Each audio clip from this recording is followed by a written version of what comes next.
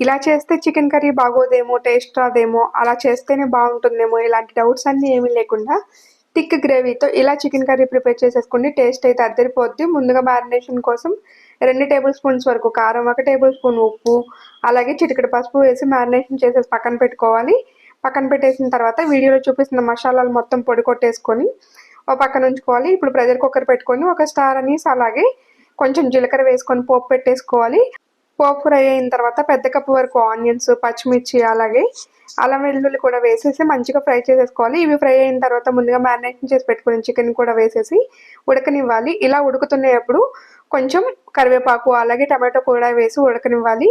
ఇలా ఉడికిన తర్వాత 60% నీరంతా ఇనికిపోతుంది. అప్పుడు ముందుగానే మనం పొడి కొట్టేసుకున్న మసాలా మొత్తం యాడ్ చేసేసి ఒకసారి కలుపుకొని హాఫ్ కప్ వరకు వాటర్ వేసి 2 విజిల్స్ రానివ్వాలి. అంతే థిక్ గ్రేవీతో మంచిగా చికెన్ అనేది ఉడికిపోతుంది. కొత్తిమీరతో గార్నిష్ చేసుకోవాలి.